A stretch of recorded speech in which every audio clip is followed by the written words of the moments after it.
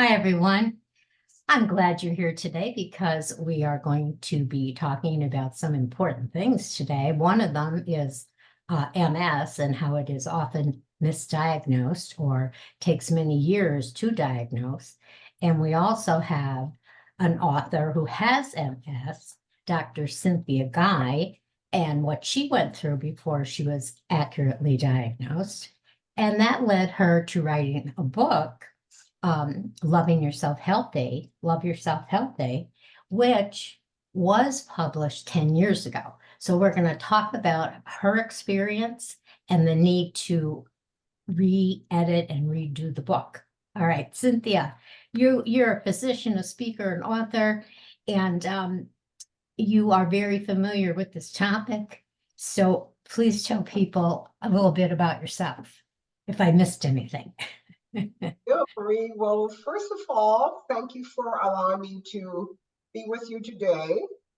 I am very honored and delighted to share some information that hopefully will be of help to a lot of people. As Marie said, my name is Dr. Cynthia Guy. I was a practicing anesthesiologist for 3 decades until I had to say goodbye to the field because I was having some fatigue issues and dexterity issues with my hands. And actually, 24 years ago, I was diagnosed in the year 2000 with multiple sclerosis.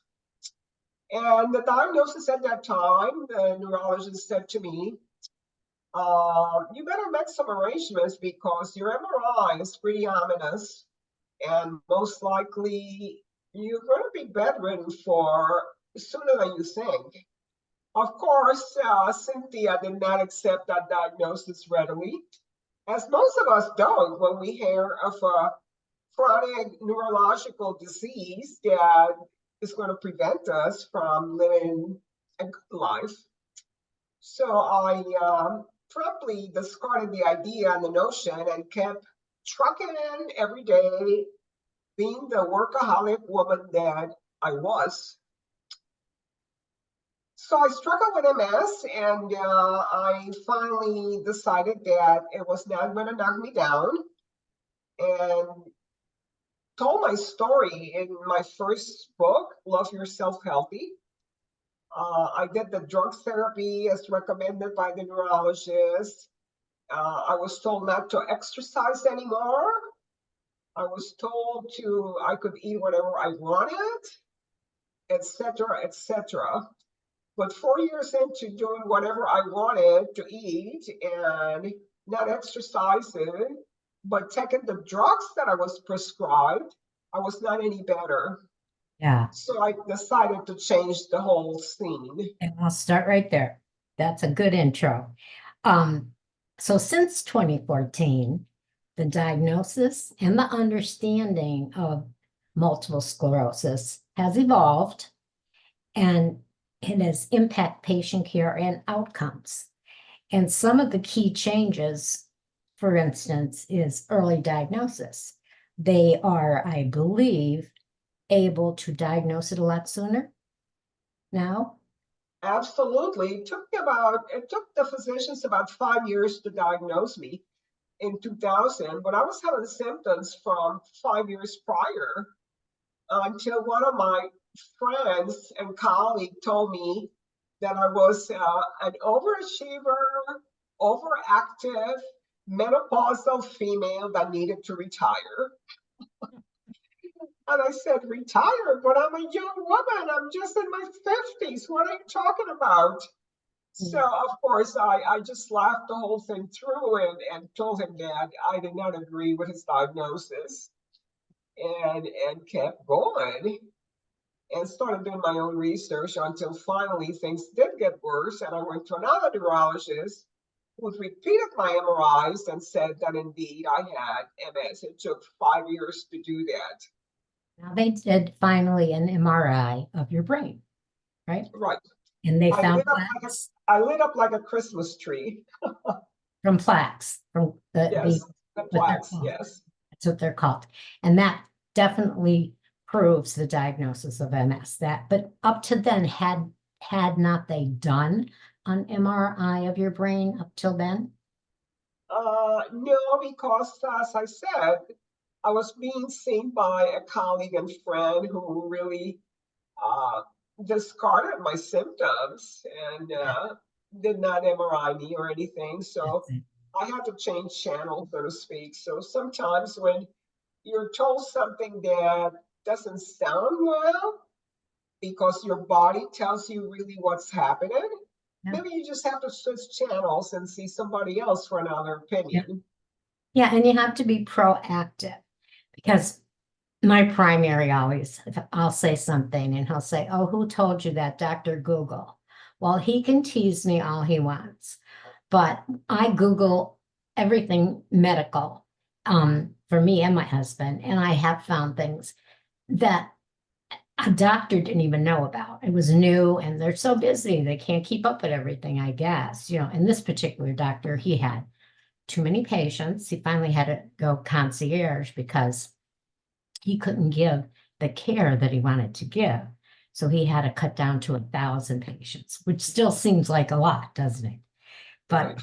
but here in South Florida, especially, we have an aging community, and he specializes in elder care. That's his specialty. So then back then too, when you got diagnosed, did they put you on certain drugs? There were certain Yes, DMI. immediately they told me I needed to go on immunotherapy, which at the time I was doing some clinical research, so I'm very good at researching anything drug. Mhm. And most of the drugs that they wanted me to do, the incidence of depression was very high, 35, 40%. And I found the one that had the least amount of depression. And I decided to go with that one. And I did it. It was all, 20 some years ago, it was all out of pocket. And what was the Uh, name of that drug that you and went with? the drug that I was prescribed was Copaxone. I Okay. did my daily injections for 4 years, but did not improve in my symptoms. Yeah. And So just to clarify for people, if we say DMTs, that means disease modifying therapy. And they use that term because there's no cure for MS. You can that's only slow the progression, right? Am I correct on that? correct. Yeah. Yeah. So these drugs they had out, oh, they approved some relapsing remitting types and some secondary progressive MS. There's different types of MS. I worked with two women with MS. I worked for the Center for Independent Living, who helped people with handicaps or that were, other enabled, and they didn't like disabled, other enabled. And the one woman had the progressive MS, and she was young when she got it. She was 30. And the other woman had the slow chronic MS, which she got when she was much older, like 55. And to this day, the one that had the slower one that got it at an older age is still functioning in her life. And the younger woman, unfortunately, went downhill very fast and died. So that now I'm talking about 30 years ago. All right. So a lot has changed in 30 years. So MS is not a death sentence. I think what happens is, like in your case, when they said don't exercise, that was totally the wrong thing. Tell us about your exercise program. What exercises do you do? Well, I took upon healing myself, and I decided when I was having mobility issues that I wanted to improve my mobility. So I do a lot of exercises concerning my lower extremities and my strength. And today I exercise at least an hour a day between stretching and walking. And I have an equipment that's called the New Step, which is like a sitting elliptical machine.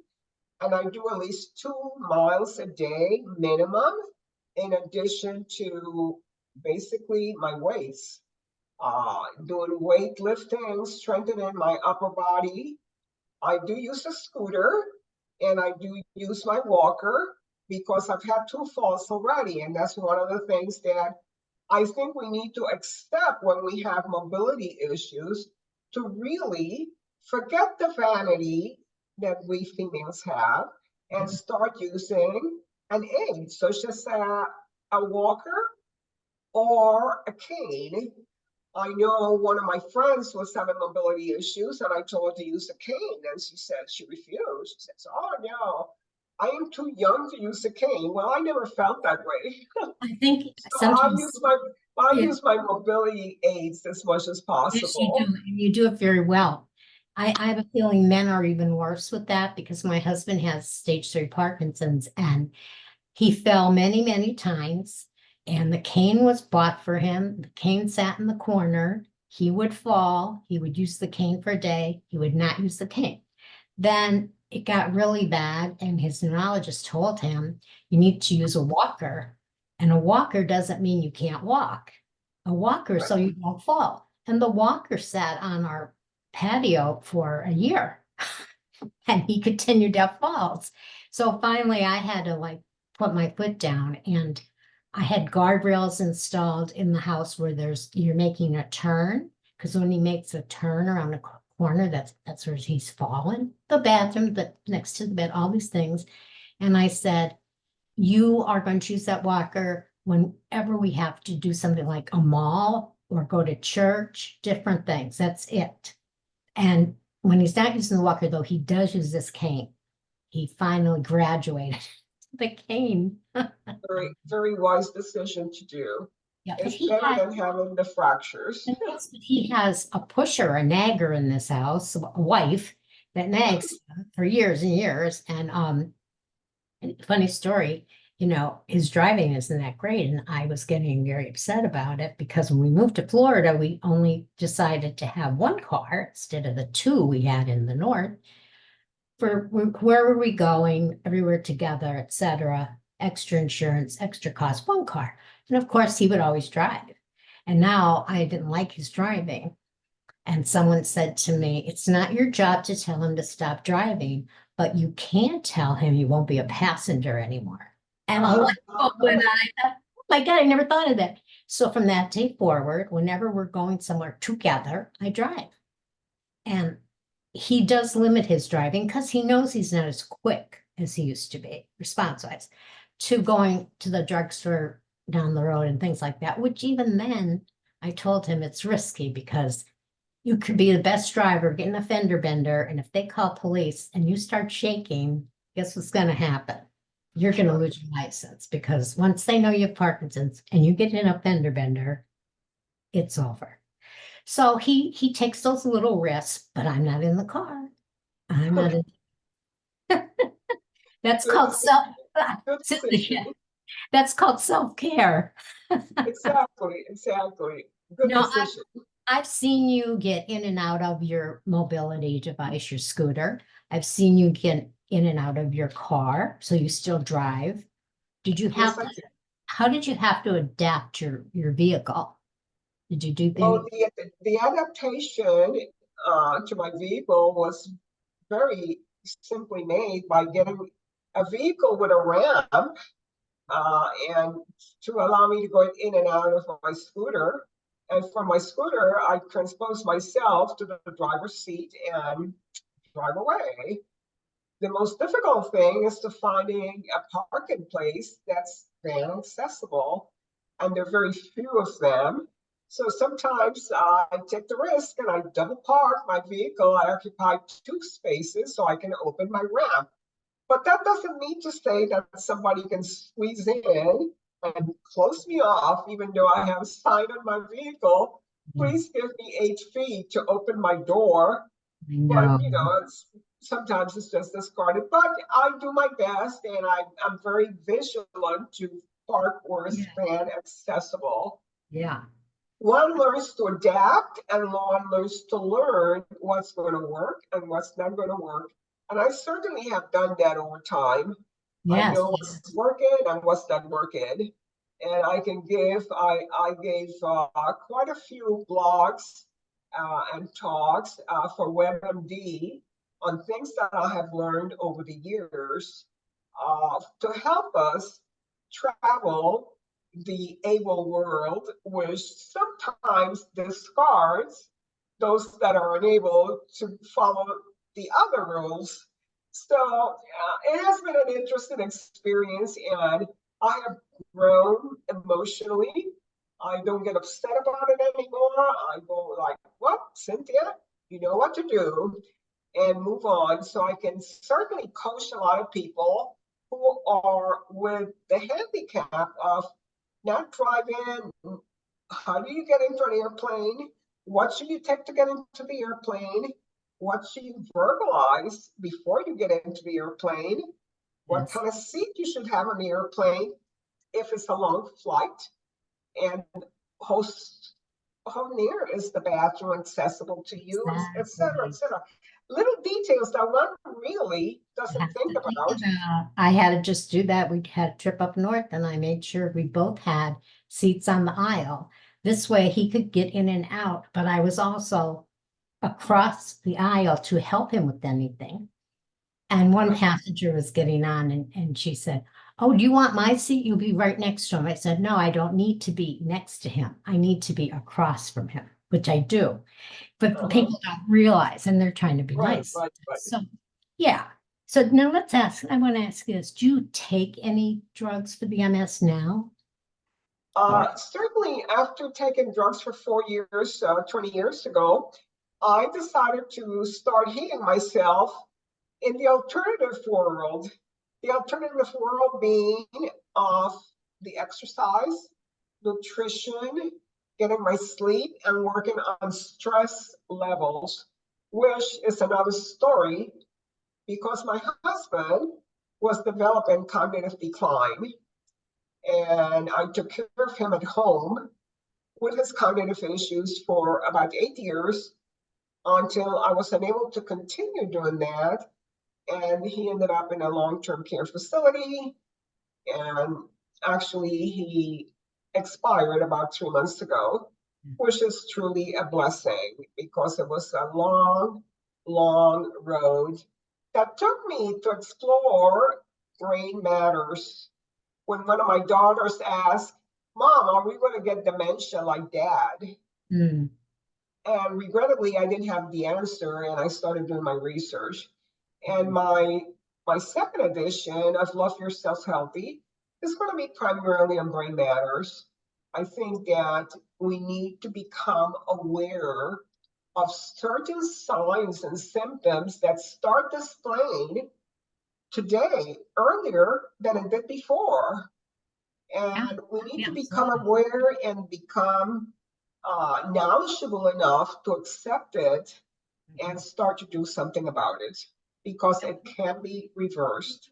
And two things that you brought for me. One is stress, and stress causes inflammation in the body, and inflammation is responsible for a lot of illnesses that we have, myself included. Correct. Correct. And um, people don't realize that, and sometimes people don't even think they're stressed. Like I am an overachiever like you, and I try to be on track and have everything organized. And I'm taking care of my husband and I'm getting him to therapy and I'm doing everything and I'm not stressed. Yes, I am. I could act like I'm not, but my body knows better. The body keeps the score. That's a book, actually. The body keeps the score. And so for me, I think taking care of yourself is a number one priority, whether you are a caretaker, caregiver, or the person that has the illness. And I think you are Correct. stressing that, right? Absolutely. Especially when you're living with a purpose and a goal in life. Like for me, I love my profession. I love being an anesthesiologist. I love putting people to sleep, make sure they wake up and everything That's important. else. And, it's a challenging field in itself, and I love it. But I also love, love, love. the career of medicine. And regrettably, I try to continue doing that, even though I'm not in the field itself. I try to coach people. Really, these are the signs and symptoms you need to be aware of early on and accept them and try to change them. Although changing for a lot of people is very difficult. I know it was for me. Giving up my career was not easy, but it had to be done if I was to continue helping and being of service to others. That's right. And for you, Cynthia, you mentioned that you had to find, some people call it holistic therapies. What it really is just basic things like nutrition and exercise and taking care of yourself. So what are your thoughts on nutrition and what we put in our bodies? That has changed, I believe, over the years. Absolutely, absolutely. I mean, I recall 30 some years ago in the operating room, drug vendors will come in with the donuts. I mean, trays and trays of donuts. And, in between cases, we'll go to the doctor's lounge and eat a donut and a cup of coffee so we can keep going. Most of the science today shows us that sugar is the sweet, edible cocaine that we inject ad nauseum into our body that creates all the chronic diseases through inflammation that we are experiencing today as a society.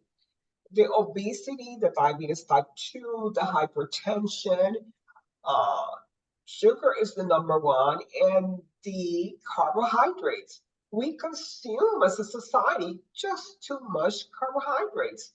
So the low dose carbs is advocated now with the good oils, and the good oils that's advocated is basically saturated fats, as in coconut oil and the olive oil, and we should That's try to amazing. avoid the seed oils, etc. Yes, I yes. mean, the nutrition is totally up to us to take a hold of what we put on the fork and Yeah, in our mouth, exactly. because it can either cure us Or or kill take us us. away. Yes, cure you or So, kill, to be blunt. And we have, I'm going to talk a little bit about this wonderful doctor that we found out we both have in common, which is so interesting to me. But so far, when we're talking about inflammation, sugar and stress, those two already we've identified, okay? So we have to look at self-care and our diet. Now, I had a weight problem after I had children, and it was really depressing. And I tried diets and I tried exercise and I tried everything for decades. And about 10 years ago, I decided I would have this lap pad. What is it called? lapping. Thank you. Lap band. Thank you. It seems so safe. It was the safest thing. It's not, oh, I'll have that done. Right. And I did. And they botched it and caused a very bad stomach infection, which caused me to spend the summer at JFK Hospital, in and out of that hospital. It was terrible. They could not get rid of the infection. They couldn't find an antibiotic that would work. They did other tests. They punctured my lung. It was horrid. And when I finally got out of there, I still wasn't feeling right. And going to doctors and saying, I don't know what I'm going to do, because they took the lap band out, of course, immediately. The damage was done, the infection.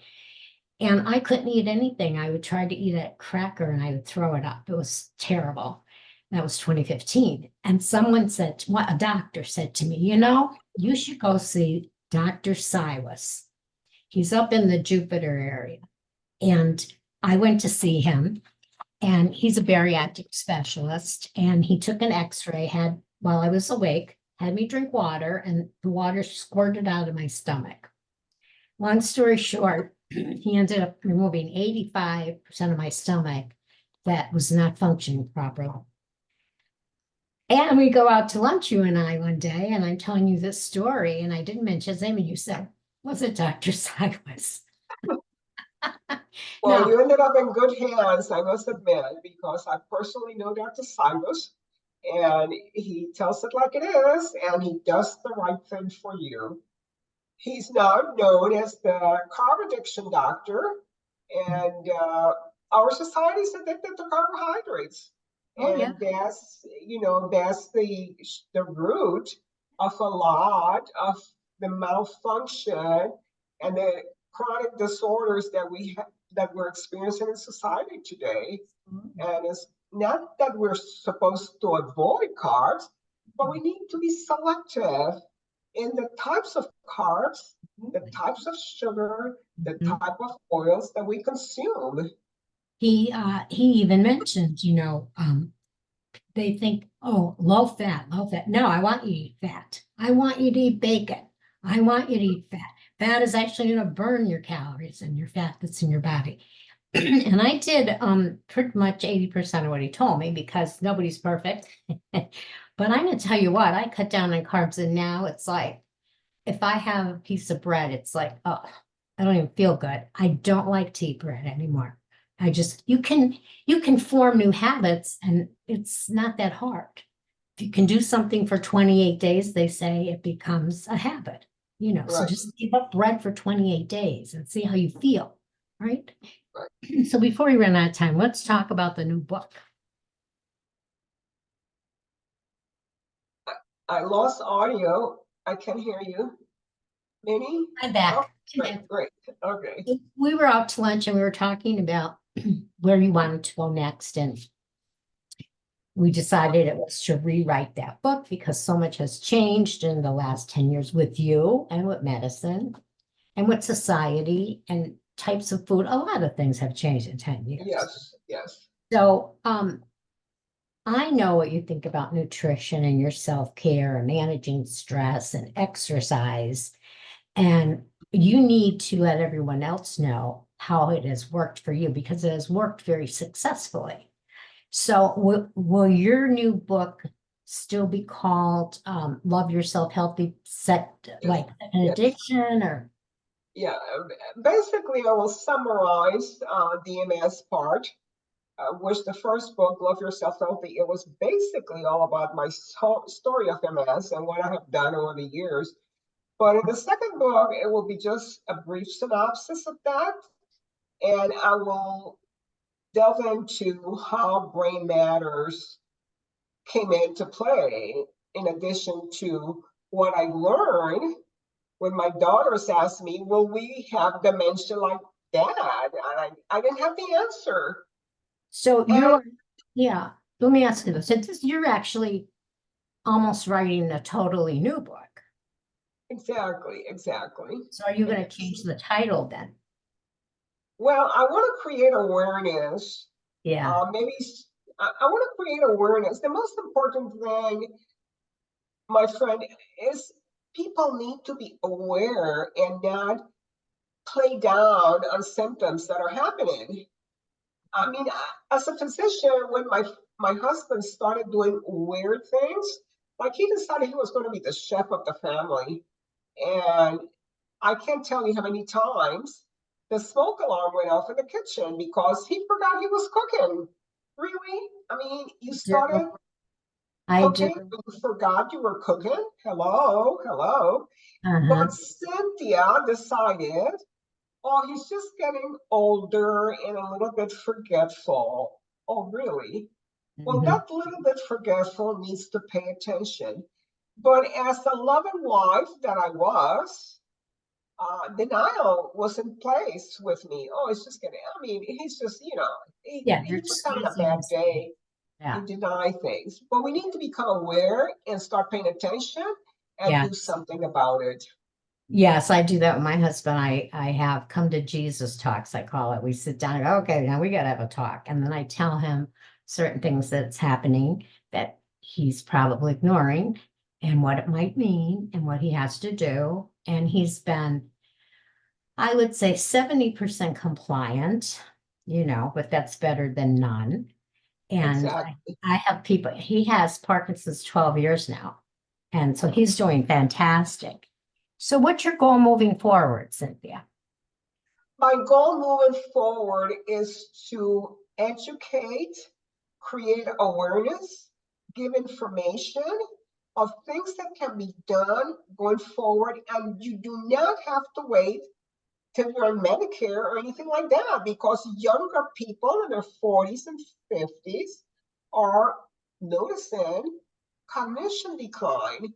Oh, they don't remember certain things. Yeah. The wife tells the husband, pick up some milk on your way home from work. He forgot he had to get the milk. I mean, how difficult is that for you to remember that the kids needed some milk for the breakfast the next day? But Little things it's that only kids. one act of that happening. But if you see that happening several times, Exactly. You need to become yeah. aware. It's Yes. like, well, that happened last week. Gee, it happened twice this week. What's Mhm. happening here? What are you Yes. doing? Become aware that alcohol is not really the happy fine drink that it is when it becomes chronic and in major amounts. A glass of wine, I mean, it's okay, 4 ounces here and there of the good red wine, not a bad thing.